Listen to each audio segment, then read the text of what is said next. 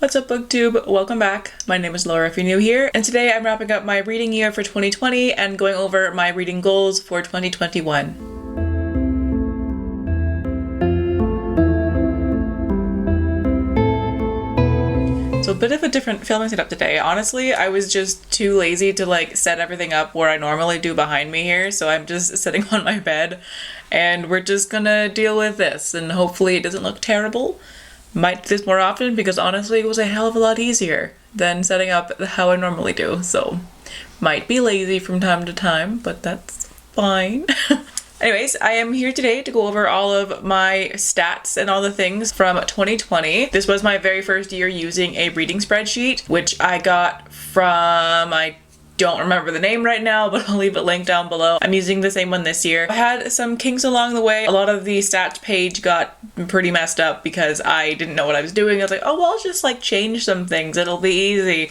And then I fucked up the whole thing. But by that point, we were 6 months into the year and I was not about to restart the whole thing and have to refill out the entire spreadsheet. So I just said, screw it, it's fine. Some of my stats are messed up, but that's okay. We're just gonna deal with it. So I'm going to be reading off of all the stats from here. So if I'm looking down at my laptop a lot, that is why my laptop is in front of me. I do not have any of this memorized. I also haven't really looked at it in a couple of months, so this will be news to me as well. But anyways, let's get started. So here is just the general where I filled everything out. You can see everything that I read this year, which is a lot. I'm very proud of myself for how much I actually read this year. Or last year now, I guess. It is almost February. Oops. I am notoriously bad for keeping up with tracking my DNFs, so this is not at all an accurate representation of what everything looks like, but I'm not really here for this. I'm just gonna go right into the stats right now. So let's take a look at how I did for 2020, which this has been by far my best reading year in so long. so long. I think since the 8th grade, which was in 2010. So this has been the best year of the decade. So go me. It is largely because I was, home for the vast majority of it, but that is besides the point. So the total number of books that I read this year was 89 books. That is so many for me. I'm so proud of myself. In recent years, I would average around 25 to 30 books a year, so this is a vast improvement of that, largely because I am not in school anymore. School took up way too much of my time. I DNF'd 7 according to this. That is not accurate. I DNF'd literally dozens of books last year. I think there was one weekly reading vlog that I did back in the summertime where I think I DNF'd 7 books just in one day. So that is not accurate. That's just what I actually kept track of, which that is one of my goals for this year, is to keep better track of my DNFs. I read 28,227 pages. That is insane. That seems like such a huge number to me. I know to others that's probably nothing, but to me I am so proud of myself for that. The average amount of days that it took me to read each book was 4.5 days, so that's pretty good. Average pages per day was 115. Pretty good. And average number of books per month was 7. So I don't normally look at the this stats page because it adjusts me out. I'm more of a visual person. So I'm gonna go over to the charts for the rest of this. I'm not gonna go over all of these because I don't really care about all of them. So if you want to look at them, they will be on the screen, but I'm not going to talk about all of them. So for format, I find this to be pretty interesting because I didn't listen to audiobooks at all until I think either the start of 2020 or the end of 2019. And now it's almost half of my reading. So I find that to be really interesting. And this isn't entirely accurate because I do often listen to both the audiobook while also reading along physically. I can only choose one format in the spreadsheet, so it's not completely accurate. Pretty close at least. For the form, it is mostly prose, but I did also read a little bit of poetry, quite a few novellas this year as well. That was 11% of my reading. A few comics here and there, some essay collections, and 2 short story collections. This is pretty typical for me. I don't often stray from full-length novels or novellas. I do want to read some more comics and graphic novels this year though. The audience, mostly YA. This is also very typical for me. I have 52% YA. What is surprising though is the 42% adult. I have been trying to get into a more adult fantasy for a very long time. It's just very hard for me to grasp because because it's just so complicated. So I've been wanting to read more adult fantasy, and I think I have a little bit, but I think a lot of the adult percentage here is from romance novels. I got into romance, I think it was the end of 2019, and I read quite a bit of it this year. So a lot of that adult category is probably from romance, but some of it is definitely fantasy. But yeah, so my goal for this year probably would be to keep it around this, about half and half, give or take, with some squidge room for children and middle grade, which I don't read very much of, and I do like it, but I would definitely prefer to be more half and half for YA and adult. For my genre, this looks about how I want it to look. I would like at least half of my reading to be fantasy. I am mostly a fantasy reader. I love fantasy so much. I do like kind of delving into other genres a little bit, but for the most part I want to stick with fantasy. A surprise is that romance is my second highest. I would think that sci-fi would be, because I do like sci-fi, I just don't read it as much as I would like to. I like sci-fi more than romance, but I think what happened was for this year, because the world is very difficult right now, I was turning to romance a lot because they're very easy, quick kind of palate cleansers, and they're very easy to just like get sucked into, which is exactly what I needed for this year, to just not think about the state of the world. So I read a lot of romance and not much sci-fi because it's harder to grasp. It's concepts that I don't think about very often, and a lot of sci-fi that I know at least is often, you know, the end of the world, or like it takes place in the future where like the world ended in this fiery pit of despair, and that felt a little bit too close to home. So I didn't read much sci-fi this year, but I would like to read more this year. There are a few series that I really want to get to, so hopefully this year I'll do that. But yeah, fantasy will always be the bulk of my reading, and I would like that to stay above 50% for at least most of the time. Okay, for the publication dates. Now, one of my goals for 2020 was to read new releases as they come out. So I wanted to focus mainly on reading new releases, and I did that for like the first half of the year. I was really good at staying on top of new releases that I was looking forward to, and then the last half of the year just did not just stopped caring. So 36% of my reading ended up being books that were published in 2020, and 63% ended up being backlisted books, which is not what I wanted it to be, but I still read a shit ton of new releases. I read 35, so that's pretty damn good. I will count that as a successful goal. So where I sourced my books from, this kind of makes me sad, actually. Well, actually, it's not too bad. I was looking at my own TBR, which I only read 14 books, but there's also 16 other books that I purchased in 2020, which I don't think I really like having the two categories separated. So I think for this year, I'm going to combine those two into one category, to get like a better feel for what I actually read. But that does mean that about 30% of what I read came from my own shelves. I would like that to be a little bit higher. I have a lot of books on my shelves that I've had for years and have not read.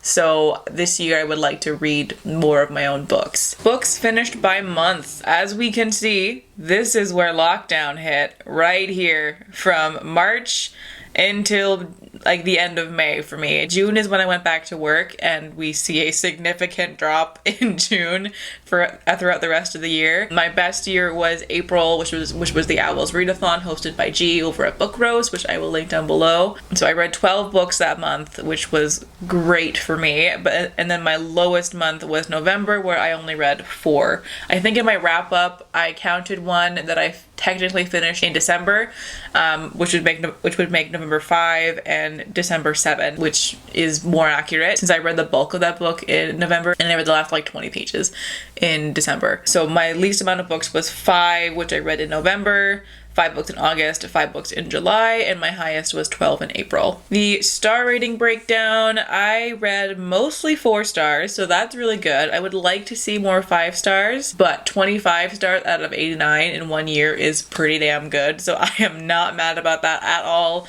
and I love seeing only a couple like bad reviews, so that's really good. I read 1 star and 3 2 stars, and 6 2.5 stars. So I'm very happy to see only 10 books in the like bad side of things. So this spreadsheet had a lot of sections for like diversity, which was really interesting to see. So the author gender was predominantly female. 72% of the books that I read were by female authors, 17% were male, and almost 10% were non-binary or like other gender. So for this year, I would like to see like female authors be closer to like 60 and non-binary authors go up a lot. I don't read very many male authors just with the genre that I read. YA fantasy is like largely dominated by women, which I love. So I'm not too mad about male authors being where they are, that's fine. But I definitely want to see more non-binary authors make their way onto my TBR. So if you have recommendations, let me know. POC authors versus white authors.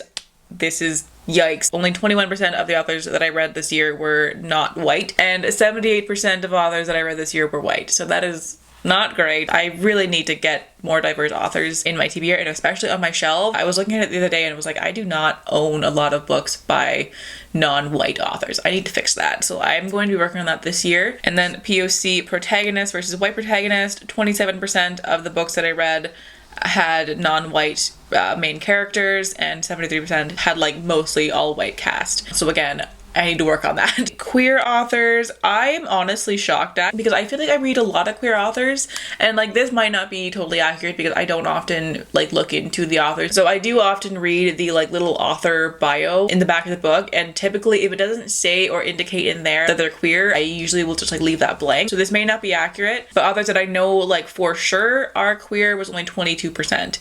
And I would like that to be way higher, like way higher. But then the queer protagonists, 41% of the books that I read had queer main characters. So that's better. I would like that to be more like 60%, but 40% is still pretty good. And then own voices versus not own voices. Again, this might not be totally accurate. I'm still not entirely sure what counts as own voices. Like, is it like just for like gender and sexuality and race, or does it count for other things? I have no idea. So not too sure how accurate this is, but if it is accurate, then 30% of the books that I read were own voices and 70% were not. Let's skip over to Goodreads real quick just to see what my star rating was. Wait, that says 88 books. Mine said 89. Okay, I might be off. I'm not sure if Goodreads or my spreadsheet is off, but I either read 88 books or 89. I'm not too sure which. But I just want to see. Okay, so my average rating for 2020 was 3.8 stars. So that's pretty good. I am okay with that. I would obviously like it to be a bit higher and like not have like any low rated books. That would be the ideal. And I like that I'm being more thoughtful about my reviews now. I started using the compile system that G over at Book Roast made, which I will also link down below. And that's helped me give a lot more accurate reviews and not just like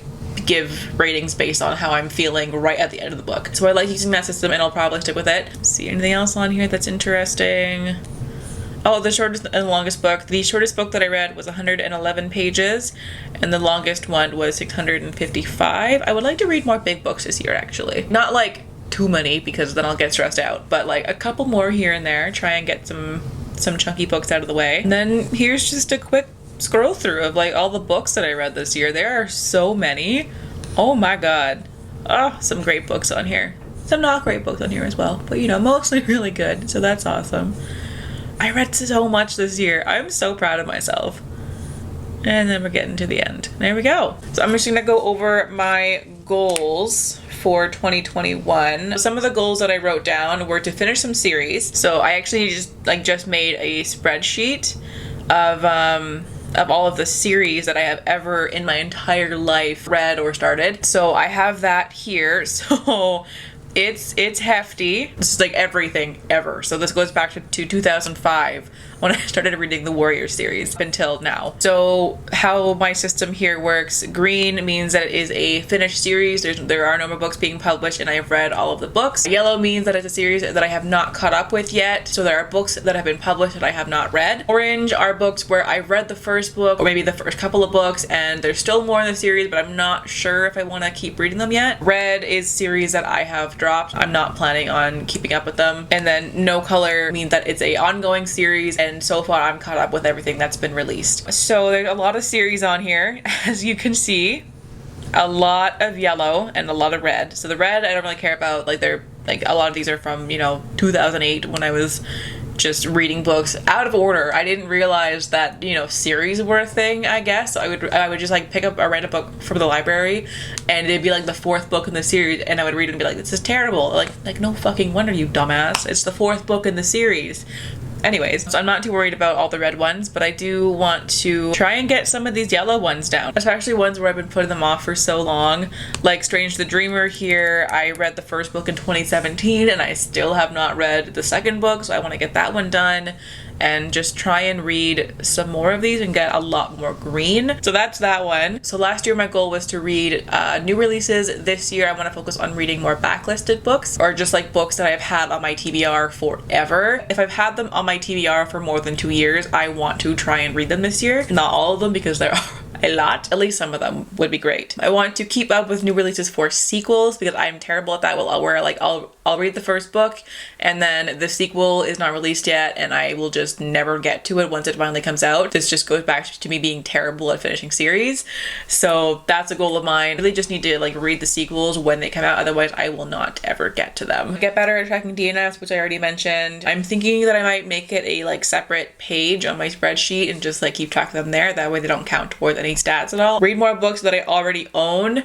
For the love of God, just read the books that are on my shelves. I spent money on them, so I should read them, and then they just sit there and collect dust. So I need to do that more often. I want to use my TBR jar more often, because I made that like over a year ago now, and I think I've used it like twice. So I need to actually use that. Read more from authors I love, but I've only read within 1 or 2 series. So like Shanna McGuire, for example, I love her books, but I've only read her Wayward Children series, so I want to read more of her older works, more stuff from her pen name, Myra Grant, and then like V.E. Schwab. I've started to read more of her series, but I want to like finish all of her works, and then a few others here and there as well. And then the last one that I wrote down is to read more own voices. First and foremost would be to like figure out what own voices actually means. I have an idea, but I'm not like totally clear on it. But in that same vein, I want to read more authors who are not white and more characters who are not white. Same with queer authors and characters. That is something that I need to focus on a lot more of. And I also want to read more educational nonfiction. I struggle with that so much. I'm not a big fan of nonfiction. I read for fun, for pleasure, but books are also a great way to learn about the world, and I need to do that more often. So I'm also going to make that a goal as well. But yeah, so I think that about does it. Kind of a messy video. I didn't really like organize myself before filming this. I just like sat down and opened my spreadsheet and said, let's take a look at this. So no organization, but hopefully it still made sense and was interesting. I love seeing people's reading stats, so hopefully you guys also do. But yeah, so that about does it for this video then, I guess. Goodbye 2020, we will not miss you, and hopefully 2021 will be a much better year, or at the very least will be on the way towards getting better. So far, you know, the end of January, things are not looking too good, but you know what? One day at a time, right? So anyways, I will leave that there. So thank you all so much for watching. I hope you're having a fantastic day wherever you are in the world, and I will catch you in the next video. Bye!